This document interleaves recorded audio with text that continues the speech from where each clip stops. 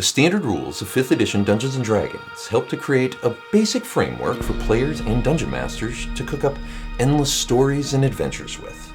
But what if the basic rules just don't have enough seasoning for you and you want to add a little more flavor into the game? On today's D&D Academy, we're going to introduce the additional spice to bring it up a notch: variant rules.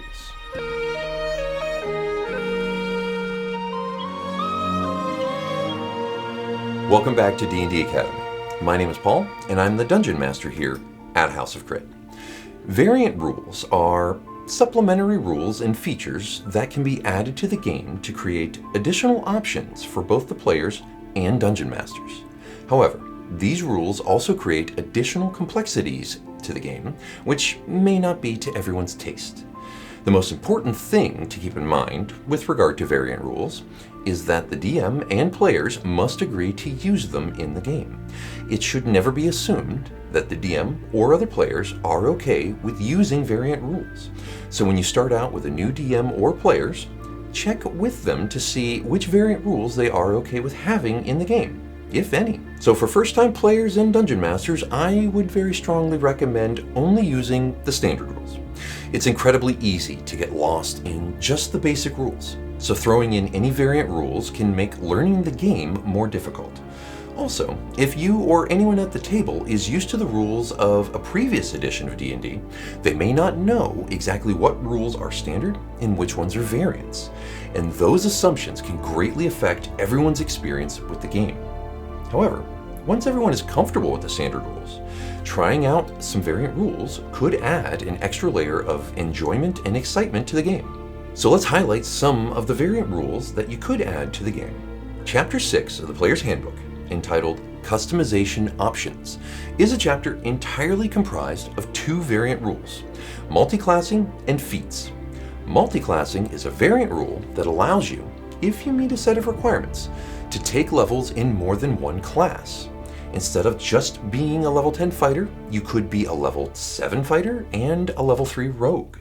Multiclassing allows for interesting combinations of classes to create wholly unique concepts for characters that may not be possible by sticking with just one class. Each class has an ability score minimum that must be met before you could take levels in that class. For example, if you wanted to start taking levels in the rogue class, you must have a dexterity ability score of 13 or higher.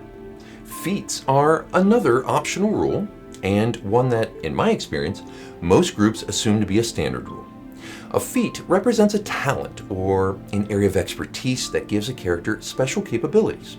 It embodies training, experience, and abilities beyond what the simple class provides. Feats are essentially always-on power-ups and can help to create a character with a very specific skill set.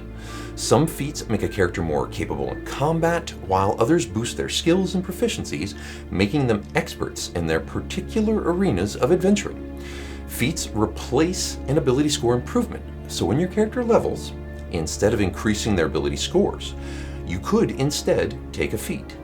Many feats also have a prerequisite that must be met before you can take that feat. For instance, the heavily armored feat requires that you already be proficient with medium armor before you can take it. And there are other variant rules in the game scattered throughout the handbook, and if not paid attention to, can lead to some serious misunderstandings at the gaming table. For instance, even though the overwhelming majority of D&D games are played on a grid with game mats, terrain, and miniatures, most players and Dungeon Masters don't realize that this is actually a variant rule.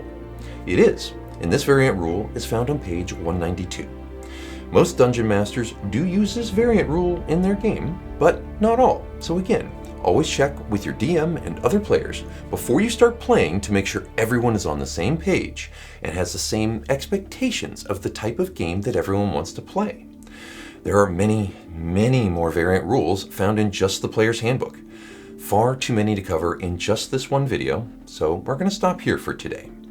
Variant rules can be found in every chapter of the Player's Handbook, but thankfully they are notated as such, so you never have to worry about figuring out which ones are standard and which ones are variant rules. Thank you so very much for joining me today, and if this video and the others in this series have helped you, please consider giving us a thumbs up below and subscribing to the channel. If there are any future topics that you would like for us to cover, or just want to let us know how we're doing, please drop us a comment down below. We read every one of them and appreciate every bit of feedback we get. I'll be back next week with our next D&D Academy video, so I'll see you all here soon.